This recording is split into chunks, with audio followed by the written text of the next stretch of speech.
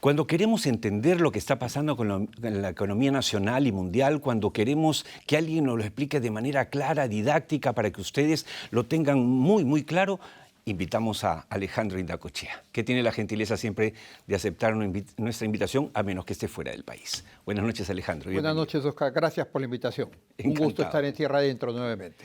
Vamos a tratar de sacarle el máximo provecho a estos minutos de conversación. Empecemos porque hace una semana fue, y prometimos el domingo pasado, hablar del discurso presidencial. Por favor, dinos cuáles son las cifras no ciertas o abiertamente falsas del interminable mensaje presidencial de Dina Boluarte de la semana pasada. Mira, ha sido un discurso leído, tremendamente engorroso, 5 horas. Prácticamente se retiraban los congresistas, vacío. ¿Verdad? No trató los temas centrales, ¿ya? Confusión ella misma con las cifras que leía, no tenía en claro. Se mencionó cifras como, he hecho referencia que no son ciertas. Mencionó un avance con la lucha contra la pobreza. Esto no es cierto. La pobreza abarca el 29.5% de la población del país y en el último año subió a 1.200.000. Fuente, el Instituto de Estadística. Mencionó que habían llegado 3 millones de turistas en lo que va del año. Según el Ministerio de Turismo, de Comercio y Turismo, solamente han ingresado 1.400.000 turistas en lo que va del año. Y no se han recuperado los niveles de la prepandemia. Hizo referencia a que el 90% de la población en el país ya tiene agua potable de buena calidad. Según el mismo Ministerio de Vivienda, las estadísticas señalan que el 70% en el país no tiene agua segura, no hay un agua de buena calidad. Hizo referencia a una central que se está construyendo en Juliaca para trasladar el agua potable, hacerla llegar, y que es el proyecto más grande del Banco Mundial. Tampoco es cierto, porque el Banco Mundial ha financiado proyectos más grandes en Argentina. Sí, uno le escuchaba, yo estaba escuchando y decía, la primera hora, la verdad, con mayor atención, debo confesarlo. Después ya empezaba a cabecear. Y claro, decía, pero le deben haber dado el discurso del presidente de Noruega o de Dinamarca, ¿no? Porque ese no era el Perú, ¿no? Mira, ahí hay una responsabilidad del Consejo de Ministros, porque el Consejo de Ministros tiene que haber aprobado el discurso.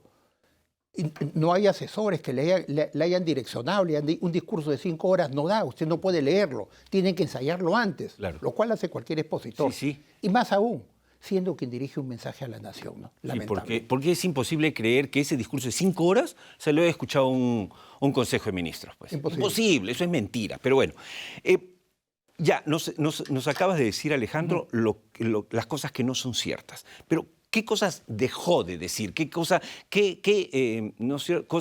no obvió cuando eran necesario tocar? No dijo Petroperú.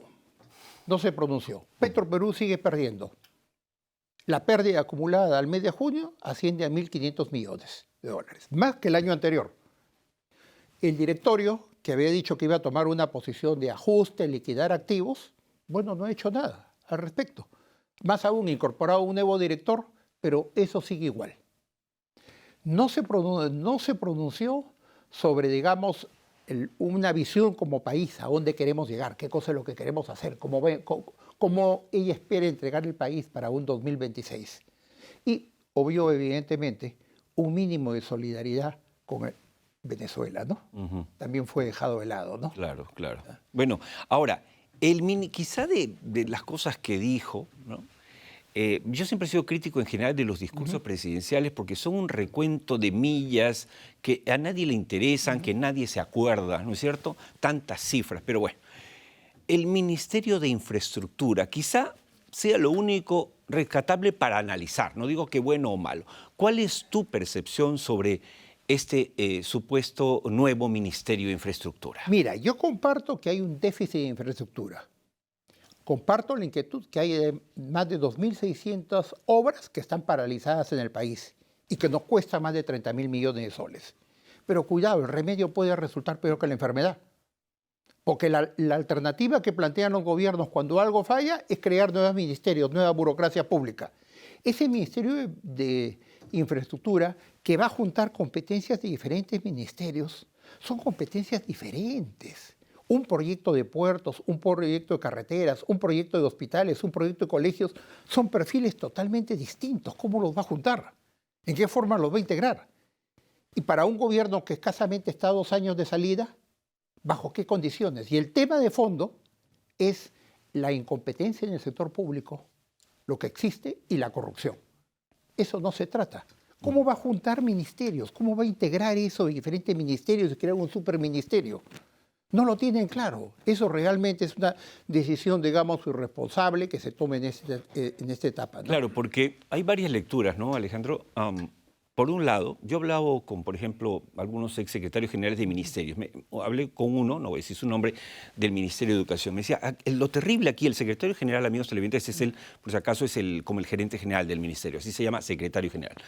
Me decía, el ministro no entiende nada de infraestructura educativa, nada. O sea, no entiende cómo hay que construir. Y claro, es lo que pasa. En el Ministerio de Educación no se construyen, seguimos sin aulas, los chicos siguen sentados sobre ladrillos porque no tienen idea de cómo llevar adelante la construcción. O sea, eso explica la necesidad, o explicaría la necesidad de un Ministerio de Infraestructura. Pero a su vez tienes un Ministerio de Transportes y Comunicaciones que no ha sido capaz de construir el acceso al nuevo aeropuerto internacional hace 7 años. O sea, un acceso, un puentecito. Entonces, creas un superministerio que va a ser más apto. Más complicado. Exacto. Mucho más complicado y enredado. Exacto. Futuro. ¿Cómo vas a juntar gente de ministerios? ¿Un superministerio? ¿La misma burocracia?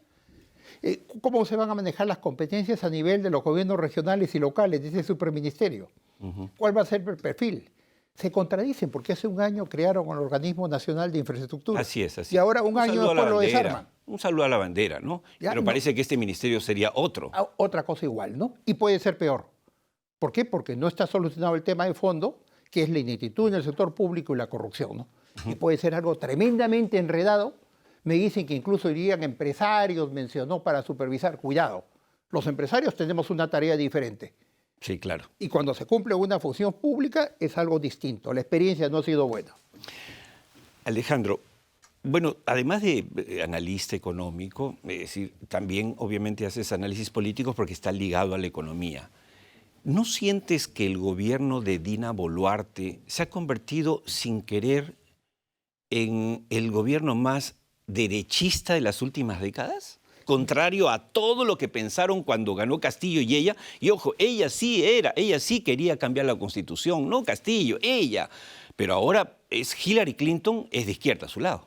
Mira, que ha habido una transformación. Kafka se quedaría sorprendido de ver esa transformación de la señora Dina Boluarte, ¿no? Sí.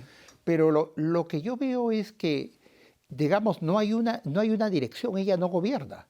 No lo digo yo, lo dice el Economist. El Economist dice que se mantiene la presidencia de la señora Dina Boluarte, sí, claro, porque ella no gobierna. Es un Congreso que le impone todo. ¿Y eso es bueno o malo para ti? Pésimo, pésimo. Se ha roto el equilibrio en los países. Si no tiene el Congreso capacidad, si quiere gobernar, podría hacerlo peor. Pero más honesto sería irse. Pero no hacerlo en esta forma, ¿no? Claro, claro. Mantener un silencio cuando se giran 50 millones para gastos en el Congreso, se incorporan 15.000 profesores, se rompen las instituciones en el país, se da una ley que es patente de corso para proteger delincuentes dentro del mismo Congreso y ella mantiene en silencio. Sí, claro. Pero por otro lado le permiten los 60 millones para el Estadio de los Guayquis. Sí, claro. Y no hay ningún control, ninguna supervisión, como sucede hoy en día, ¿no? Mira lo que pasó con el ministro de Educación y ya no sucede nada en el Congreso. Hay una complicidad encubierta en los dos. Y eso hay que tenerlo presente, porque van a traer... Mi impresión es que esto puede durar hasta un año antes de elecciones, ¿eh? Porque ya haciendo un cálculo político la pueden ejecutar sus aliados, sus guayquis. Claro, claro, todo eso es posible, ¿no? Sus guayquis pueden terminarla ejecutando, ¿no? En esa alianza. Y hay que poner en evidencia, el Congreso es gobernado hoy día por 2 clanes familiares. No partidos, porque partido es institución. 2 agentes de familia. Los Fujimori y los Acuña. El señor Richard Acuña y la señora Keiko, que obedecen, digamos, a los patriarcas de la familia. El resto, los secretarios, los directores del partido, son operadores. Y ellos son los responsables de lo que está sucediendo en el país. Cuidado que en elecciones quieran lavarse la cara, como se dice, un año antes, y nos quieran mostrar un rostro diferente, ¿no? Hablando de algo positivo respecto al mensaje del 28 de julio, el anuncio de Tía María va, ¿vendría a ser algo que saludar, porque todos sabemos que más allá de del escepticismo de algún sector minoritario en Tambo, la mayoría los últimos 12 años de esta zona del Perú y de Arequipa específicamente ha entendido que no hay otra, que los que le prometieron un futuro maravilloso agrícola les mintieron, los estafaron, no hay nada que no sea una posibilidad potencial como lo es Tía María. Pero ¿cómo lo lees tú? Mira, Tía María es simbólico para poder arrancar, digamos, el desarrollo minero del país. Resulta contradictorio cuando señala que el cobre va a duplicarse en los próximos años. $4 la libre cobre, camino a 4.50, $5. Y el Perú tiene un mar de cobre. Somos el país de las oportunidades perdidas. No podemos dejar eso pasar. O sea, tenemos que reintegrarnos y explotar la riqueza minera que tenemos bajo tierra. Cuidado que aparece el grafeno, ¿no? El grafeno puede ser un sustituto del cobre, mejor conductor. Recuerdo una conferencia tuya hace 4 o 5 años hablando del grafeno. Explícale a los televidentes qué es. El grafeno es un material obtenido en laboratorio, sintético, que es 40 veces mejor conductor que el cobre y más resistente que el acero. En China lo están investigando muy seriamente. Sí, claro. Cuidado que puede ser un sustituto del cobre y nos quedamos, como decía Basadre, en las bonanzas efímeras. Exacto. Como fue la época del guano y el salitre, Exacto. que simplemente fue sustituido por los abonos químicos y no sirvió para nada, ¿no? Dejó corrupción y pobreza, ¿no? Así es. Hay una lámina, señor director, que nos habla del nivel de feriados y descansos vacacionales en América Latina y que me gustaría que nos comente nuestro invitado Alejandro Indacochea a propósito del hecho de que en estos últimos meses, y creo que el último congreso de manera particular, ha creado 4 nuevos feriados. Yo el otro día me sorprendí, la semana antepasada, me dijeron en viceversa, la gente del equipo, señor Díaz, mañana es feriado. ¿Cómo que feriado? ¿Quién creó ese feriado? Porque era el día de la FAP, o sea, falta el feriado de la papa. Con todo el reconocimiento al héroe de Quiñones, lo que quieras, pero no hay... Pero ¿por qué feriado? Deberíamos quedarnos con Navidad, Año Nuevo, Fiestas Patrias, Dios mío. Pero cuéntanos, ¿qué...? Y estos 4 feriados han sido propuestos por congresistas que tienen doble sueldo. Tienen el sueldo del Congreso y encima el sueldo de su jubilación de las Fuerzas Armadas. Sí, pues. Tienen que entender, el 75% del país es informal. Al margen del feriado, el ciudadano sale día a día a ganarse su pan, sale a las calles. Si acá lo ves comparativamente, el Perú es el ¿Qué nos muestra el cuadro? Más días de vacaciones y más días de feriados, 16 O sea, feriados. somos el país que más descansa. Que más descansa. Increíble. Y lo que cuesta esto. A esto le sumas 2 factores. Primero, la productividad. Nuestra productividad es muy baja. Muy baja. Muy baja. Sí, porque el cuadro que deberíamos haber puesto al costado es cuánto descansamos y qué tan productivos somos. Y somos muy poco productivos. Cada día feriado le cuesta al país alrededor de 1.000 millones de soles. Si hablamos de los 4, son 4.000 millones de dólares. Se menciona el turismo, sí, pero el turismo compensa en parte, mínimo. El resto está paralizado. Y peor porque no ha sido en fines de semana.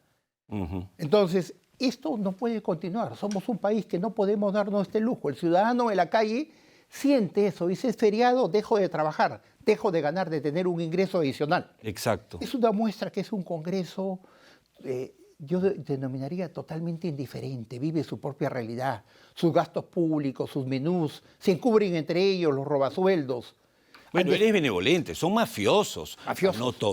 No todos, ojo. No, pero se encubren mutuamente. Es un congreso mafioso. Mira, lo que tú dijiste, querían tumbarse a la SUNEDU, se la tumbaron, le cortaron las piernas, ¿no es cierto?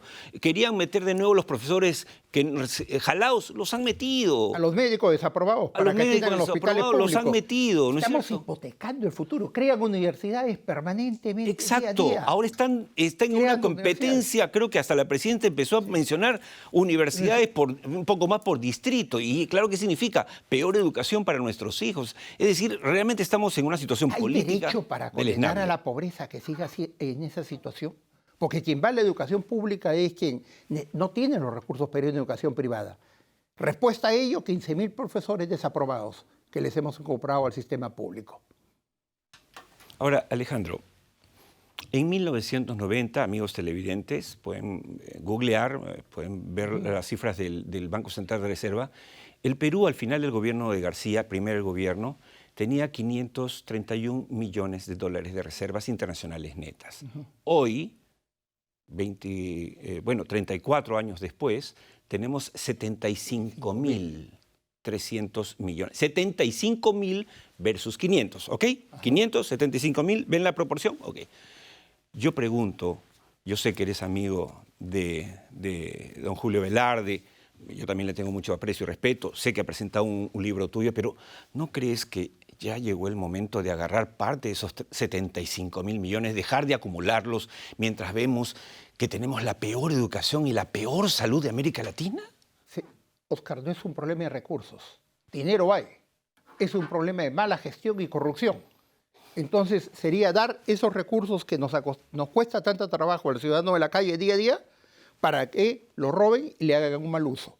Y yo creo que en el caso de Venezuela, que me gustaría comentarte, sí, claro. Primero mi solidaridad con el pueblo venezolano en este momento tan difícil y mi reconocimiento a la lideresa, a María Corina, realmente que está saliendo adelante. Pero hay algunos mensajes para nosotros.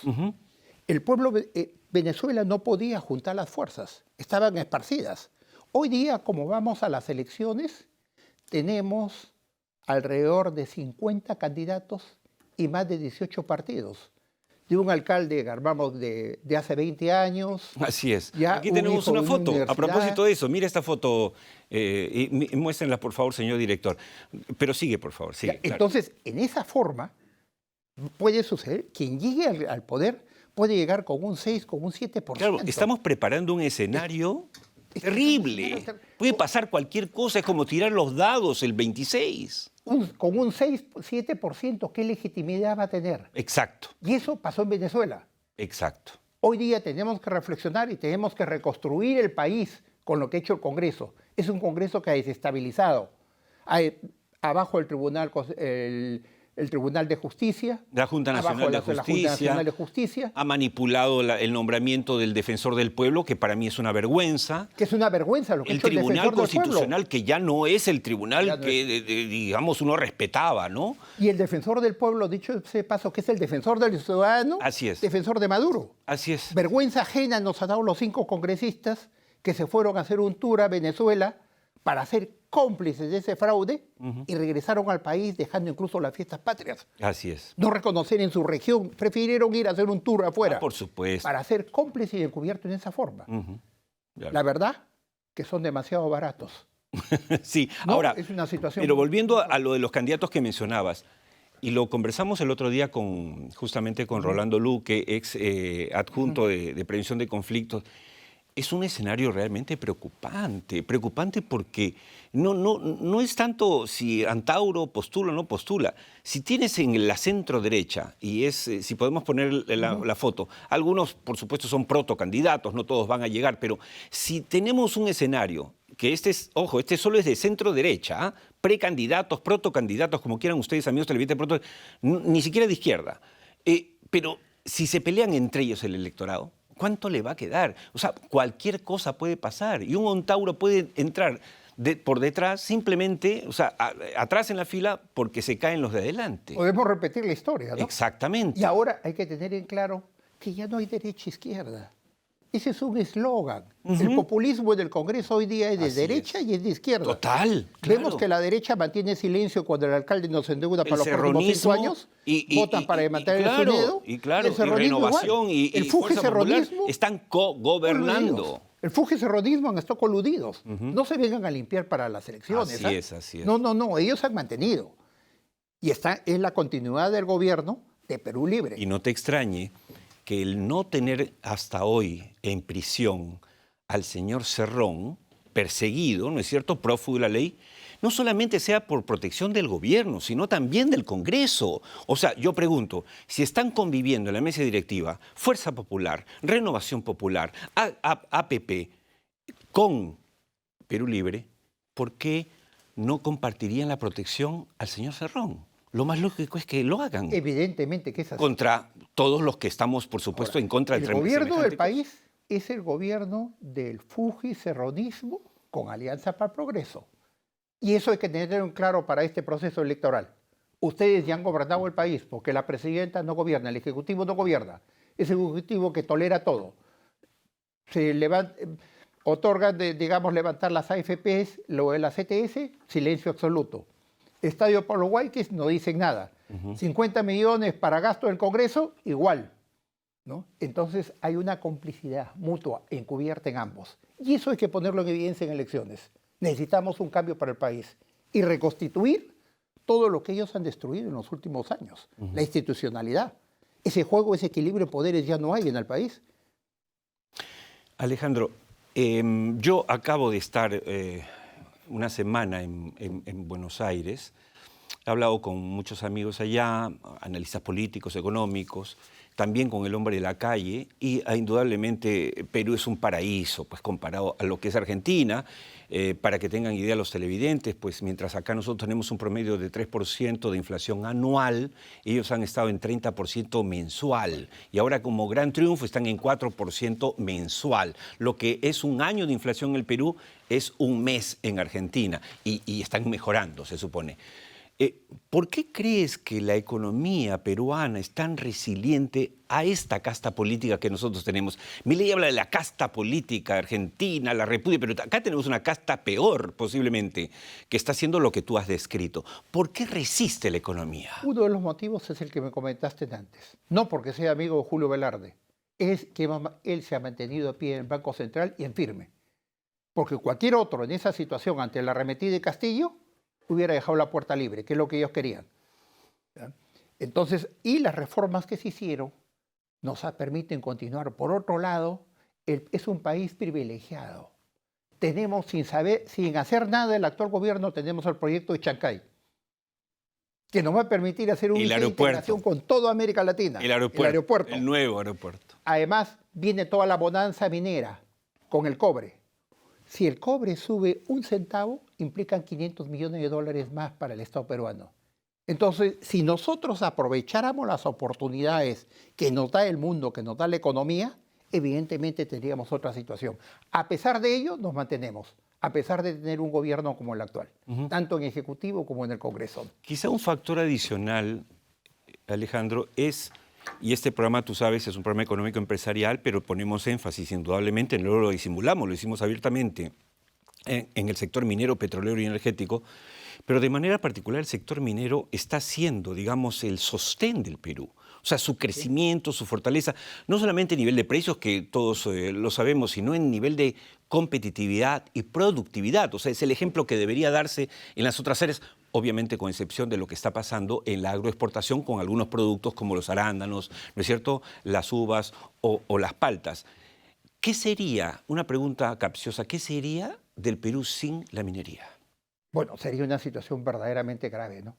El Perú se sostiene hoy en día por minería, 60% de nuestras exportaciones. El Perú ha sido y va a seguir siendo país minero. Tenemos un mar de cobre dentro de nosotros. La agroindustria, 10.000 millones de dólares.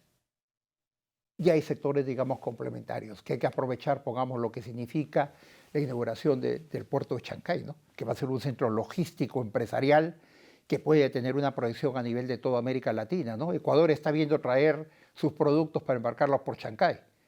El plátano y el cacao. Colombia no tiene TLC con China y quiere una zona franca acá. Para Bolivia sabemos la salida natural. Para Brasil, evidentemente, la salida más corta para el Pacífico. Está súper interesante. Crucero de Azul con Pucallpa, la cordillera del Separador son solo 100 kilómetros. Un ferrocarril que sale por Chancay. Y el norte de Chile está preocupado porque Chile está en el otro extremo. Están evaluando las compañías mineras para traer los productos acá a Chancay y exportarlo en barcos de 50.000 toneladas. Así es. Hay que darnos cuenta de lo que significa 12 a 15 días de ahorro del Asia.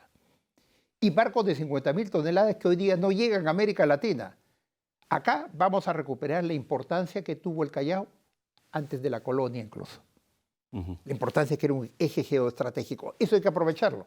Y desde acá veo mi invocación. Ese Ministerio de Transportes tiene que facilitar las vías ya. Imaginémonos lo que va a ser a fin de año en la Panamericana Norte, Pasamayo, con vehículos que transporten 1.000 containers por día. Totalmente de acuerdo.